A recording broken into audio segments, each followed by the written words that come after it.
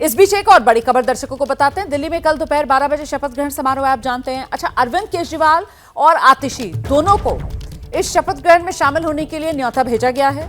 दिल्ली कांग्रेस अध्यक्ष देवेंद्र यादव को भी निमंत्रण भेज दिया गया है।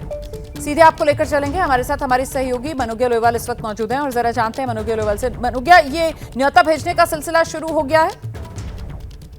देखिए, ये कई सारे नाम हैं जो पार्टी दफ्तर से जाके एलजी के दफ्तर तक एलजी इन्हें आगे बढ़ाते हैं कि सरकारी कार्यक्रम है।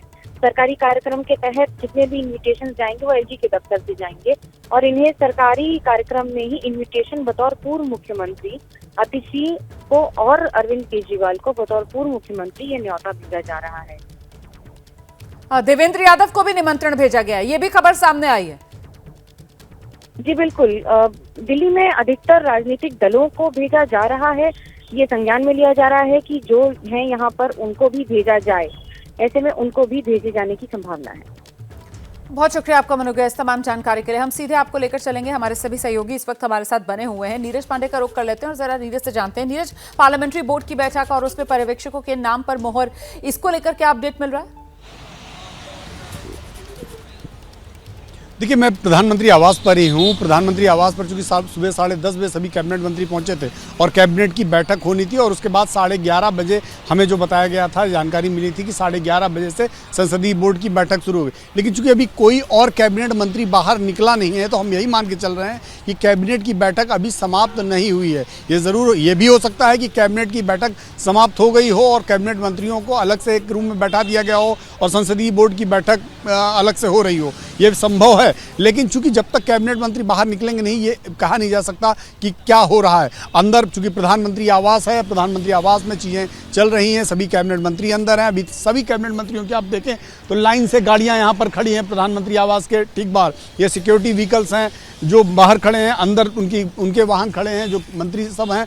तो मंत्री अभी तक कोई निकला नहीं। कोई मंत्री बाहर निकले तो ये मान लिया जाएगा कि कैबिनेट की बैठक खत्म हो गई है और कैबिनेट की बैठक खत्म होते ही संसदीय बोर्ड की बैठक शुरू हो जाएगी। और इस संसदीय बोर्ड की बैठक में दो महत्वपूर्ण बातें होनी है। एक तो ये कि ऑब्जर्वर कौन होगा ये तय होगा और कौन सीएम होगा इस पर चर्चा जरूर होगी, लेकिन यहाँ पर उसका खुलासा नहीं होगा। उस पर चर्चा के बाद जो है, जब विधायक दल की बैठक में ऑब्जर्वर जाएंगे तो उनको सीधे बताया जाएगा कि संसदीय बोर्ड ने ये तय किया है और उनको ऑब्जर्वर को ये बता दिया जाएगा कि आप विधायकों के सामने ये प्रस्ताव रख लीजिए। तो बहुत महत्वपूर्ण अभी की जो बैठक प्रधानमंत्री आवास पर चल रही है, ये बहुत महत्वपूर्ण है। जी रोमाना, मेरे साथ रहिए, नजर बनाकर रखिए, कोई और अपडेट आएगा तो फौरन दर्शकों तक पहुंचाइएगा आप। इस बीच देखिए, ये जो दिल्ली सीएम की रेस है, इस सीएम की रेस में जो कुछ नाम हैं जो माना जा रहा है कि ये फाइनल फेस हो सकते हैं, जो इस रेस में लगातार बने हुए हैं, वो कौन कौन से चेहरे हैं, एक एक करके जरा वो चेहरे दिखाइए दर्शकों को। सीएम की रेस और ये 5 फाइनल फेस आपके सामने। इस पर दिल्ली बीजेपी प्रदेश अध्यक्ष वीरेंद्र सचदेवा, हालांकि विधानसभा चुनाव नहीं लड़ा उन्होंने, विधायक वो नहीं है, लेकिन बावजूद इसके इस रेस में है। नई दिल्ली में केजरीवाल को हराया है प्रवेश वर्मा, ये इस रेस में बने हुए हैं।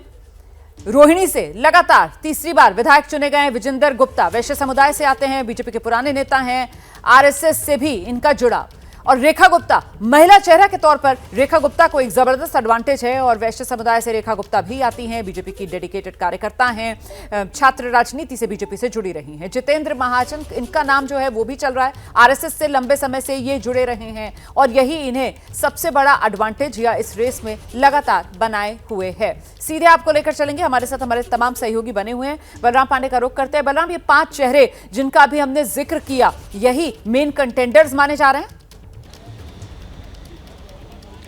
बिल्कुल, देखिए, ये 5 बड़े चेहरे हैं जिन पर पार्टी दांव लगा सकती है और सबसे बड़ी बात यह है कि जिस तरीके से वीरेंद्र सचदेवा के नेतृत्व में पार्टी ने शानदार जीत दर्ज की है दिल्ली के अंदर, तो इसलिए उनका भी नाम सामने आया है। लेकिन जिस तरीके से अरविंद केजरीवाल को प्रवेश वर्मा ने हराया है, उनकी चर्चा शुरू से ही हो रही है कि वो मुख्यमंत्री चेहरा हो सकते हैं, क्योंकि उन्होंने एक ऐसे व्यक्ति को हराया है जो आम आदमी पार्टी का नेतृत्व ही नहीं करता, बल्कि उसके रास्ते पर जो पार्टी है वो चलती है। तो कहीं ना कहीं अरविंद केजरीवाल को हरा के प्रवेश वर्मा ने एक बड़ा कहा जाए काम किया है और पार्टी की नजर में भी वो सबसे ऊपर हैं। तीसरा नाम जो आपने कहा विजेंद्र गुप्ता, वो वैश्य समाज से आते हैं, क्योंकि आपने देखा होगा कि अरविंद केजरीवाल हर एक जनसभा में कहते हैं कि मैं बनिया का बेटा हूं, मुझे गुड़ा भाग अच्छी तरीके से आता है, पैसा कहां से आएगा ये मैं जानता हूं। तो कहीं ना कहीं जो बनिया समुदाय है उसको अपने पक्ष में लाने के लिए भारतीय जनता पार्टी विजेंद्र गुप्ता पर भी दांव लगा सकती है।